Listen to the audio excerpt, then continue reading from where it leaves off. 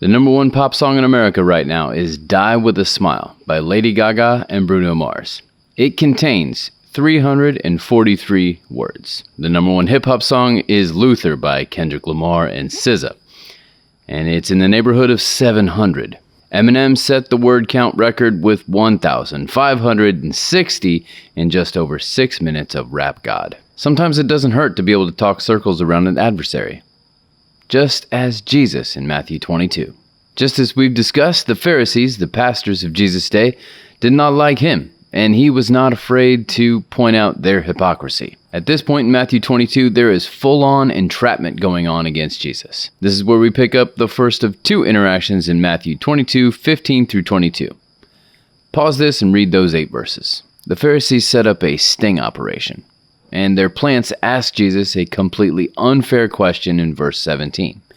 Is it right to pay taxes to Caesar or not? If Jesus answers no, they can turn him over to the Roman government for his rebellion against the current ruler of Israel. If he says yes, he would be blaspheming the Jewish law by admitting that there is a higher power to God.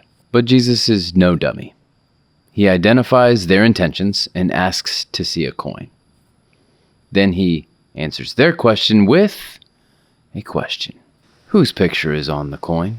The answer is obviously Caesar. So give to Caesar what is Caesar's, and give to God what is God's. Then what is the response of the interrogators in verse 22? Jesus dropped the mic on them. The next altercation comes later in Matthew 22 in verses 34 through 40. Pause this and read those 7 verses. Okay, what's the gotcha question in verse 36? Which is the most important commandment? Jesus gives them one. Love the Lord your God with all your heart, soul, and mind. But wait, there's more. He gave him a second that is love your neighbor as yourself. He said that covers the entire law. You know the scene in Elf where Buddy asks the fake Santa what song he sang for him on his birthday?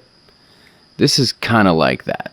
First of all, if you look at the 10 Commandments, which is what this original question is referencing, the first 5 are about our relationship with God.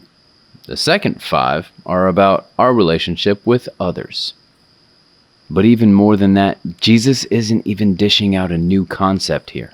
He's quoting 2 different passages from the Old Testament, their only Bible back then, when he gives them these commandments.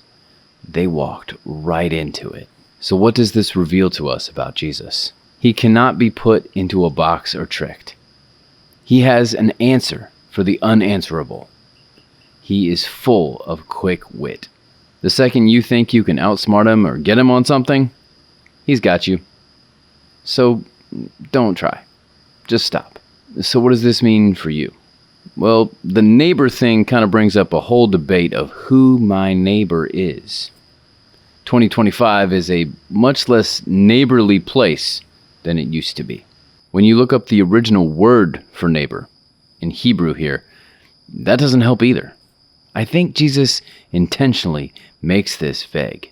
I think if you asked Jesus that question, he would ask you, who do you think your neighbor is? If you think it's the person who lives next door, go with that. If it's a good friend, that's fine. Maybe it's someone who is a loner at school. Maybe it's someone you meet at a restaurant or shopping. I think it's all of them. But Jesus wants you to stretch yourself. So whoever you think it is, take it a step further. We also live in an imperfect world governed by imperfect people, but we're still called to obedience. You may not like who the president is or the laws of your city or state, but it is still your responsibility to abide by those rules, because that authority, like it or not, has been ordained by God for this time. Nothing happens by accident or catches him by surprise. Nothing. Share this if you found this interesting and want someone else to see it. Subscribe to keep up with all the shorts and full episodes.